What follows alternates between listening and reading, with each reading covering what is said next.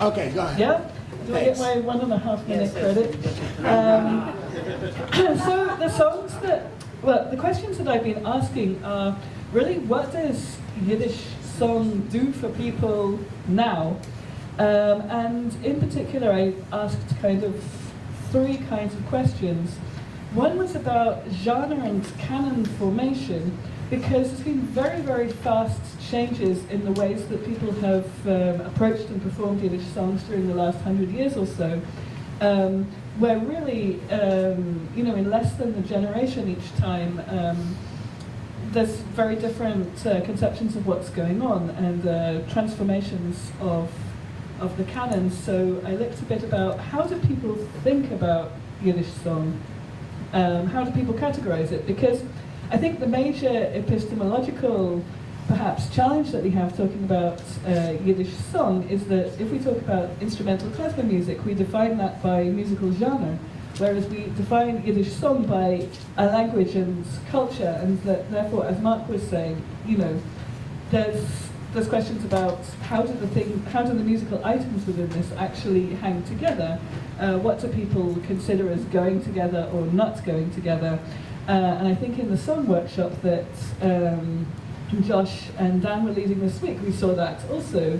Is Yiddish song something defined by language, by feeling, by subject matter, by musical material, by references to previous things? How do those things work? So there's a question about genre and canon. I was very interested in song as a way of engaging with Yiddish language and culture for a generation where fluency in the language is generally at best broken, in the settings where Yiddish is not being used as an everyday language, but song offers a very, very rich linguistic resource.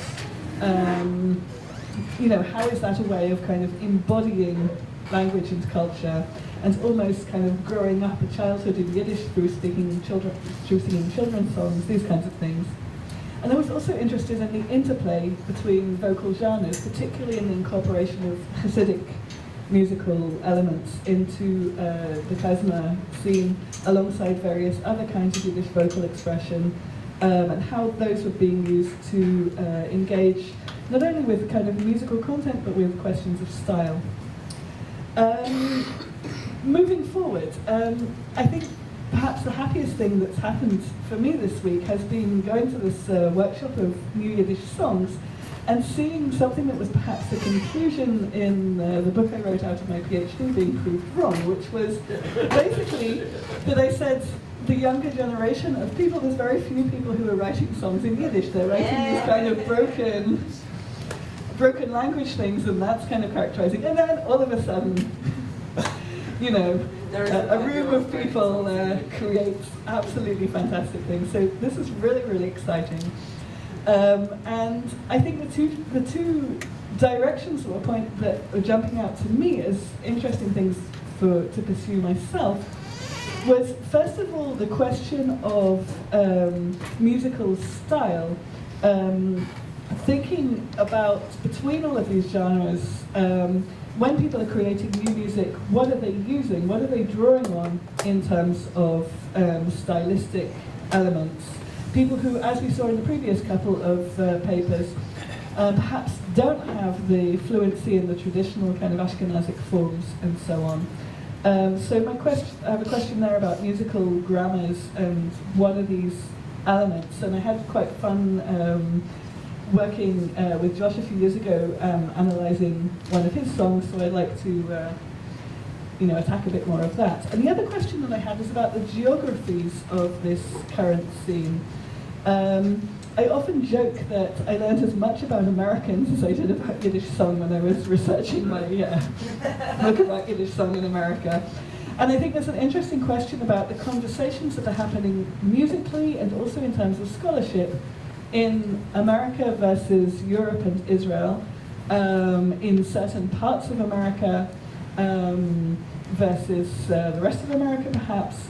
I think it would be really great if one of the results of this conversation is also to kind of broaden these conversations between these different areas of fluency and engagement with Ashkenazic musical traditions, both among scholars and performers, and also in the wider ethnomusicological world.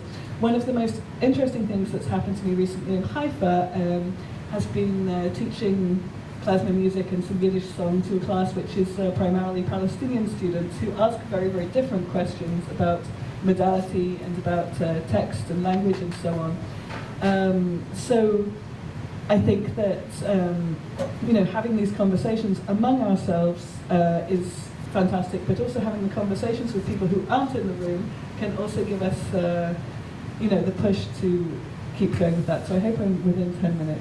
And thank you.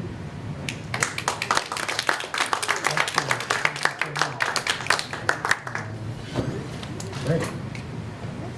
So,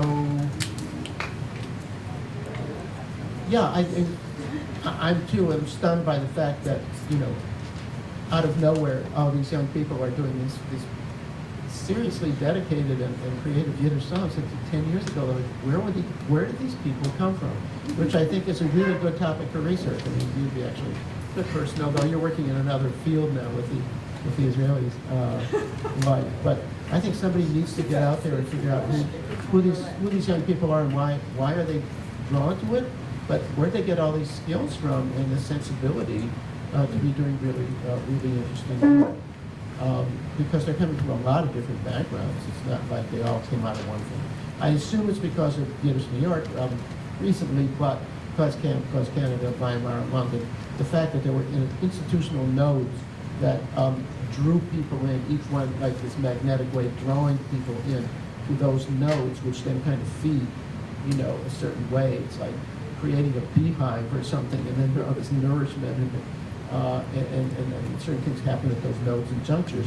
That was a brilliant idea, actually. The people in the room who started this idea of having a workshop that would become annual, I think has paid off immense dividends in getting us where we are today. Let's see, Janet, you want to say something? Janet Leichter, who's been singing Yiddish folk songs and doing cantorial music for a very long time. Well, you need a mic. Yeah, I do. I'm going to move on. I'm just bringing my. I was going to.